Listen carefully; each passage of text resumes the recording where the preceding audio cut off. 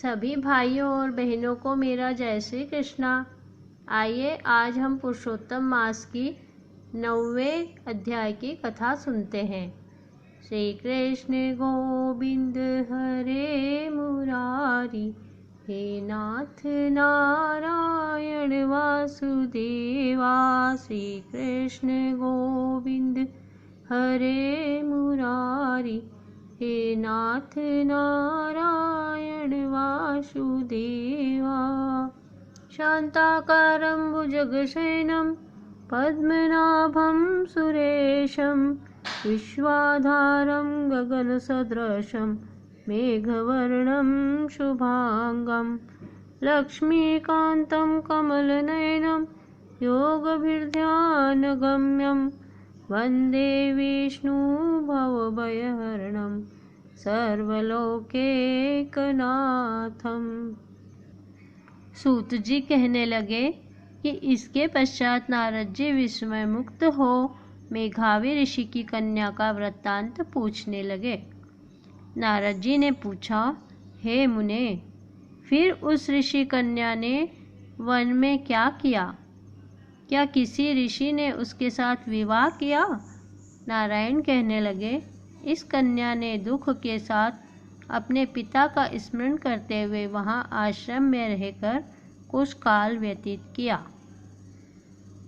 भाग्यवश एक दिन उस वन में अपनी इच्छा से विचरते हुए महाकोप वाले दुर्वासा मुनि आ गए।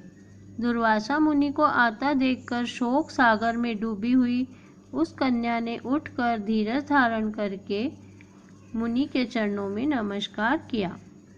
नमस्कार करके मुनि को अपने आश्रम में ले आई।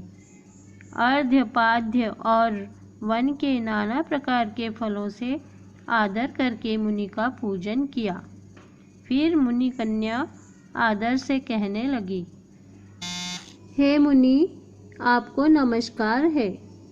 मुझ दुर्भागिन के आश्रम में आपका कैसे आना हुआ? आपके आने से मेरे भाग्य का उदय हो गया, अथवा मेरे पिता के पुण्य प्रताप से मुझको समझाने के लिए आप आए हैं। आप जैसे महात्मा के तीर्थ रूपी पांवों के रज कण को स्पर्श कर मेरा जन्म सफल हो गया, जो आप जैसे महात्मा का मुझको दर्शन हुआ। इस प्रकार की बातें कहकर वह बाला उनके आगे चुपचाप होकर बैठ गई। तब दुर्वासा मुनि कुछ हंसकर बोले, धन्य है ब्राह्मण पुत्री, तुमने अपने पिता के कुल का उद्धार कर दिया है। कन्या बोली, हे ऋषि, आपके दर्शन मात्र से ही मेरा शोक समुद्र सूख गया। हे मुनि, आप जो यहाँ आए इसका परिणाम अच्छा ही होगा, और मैं उत्पन्न हुई महाअग्नि की ज्वाला से जल रही हूँ। इस अग्नि को शीघ्र बुझाओ। मेरे हर्ष उपजाने वाला और कोई नहीं दिखाई देता है। मुझको धैर्य देने वाली न तो मेरी माता है, न पिता, न भाई। मैं दुखी पीड़ित किस प्रकार जीवन निर्वाह करूं? जिस दिशा को देखती हूँ वही शून्य दिखाई देता है। अतः हे तपोनिधि, मेरे दुख का उपाय शीघ्र करिए। ऐसा कह के वह बाला उनके आगे बैठ गई। दुर्वासा मुनि उसके उपाय के वास्ते सोचने लगे।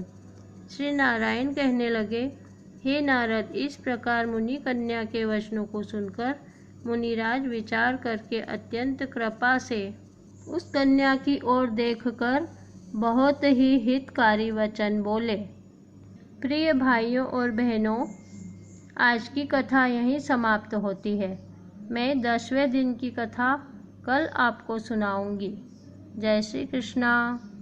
श्री कृष्ण गोविंद हरे मुरारी, हे नाथ नारायण वासुदेवा। श्री कृष्ण गोविंद हरे मुरारी, हे नाथ नारायण वासुदेवा। अच्युतं केशवं राम नारायणं कृष्ण दामोदरं वासुदेवं भजे। श्रीधरं माधवं गोपिका वल्लभं श्रीजानकीनायकं श्रीरामचन्द्रं भजे। श्री राधिका नायकं श्री कृष्णचंद्रम भजे। बोलिए श्री कृष्णचंद्र भगवान की जय।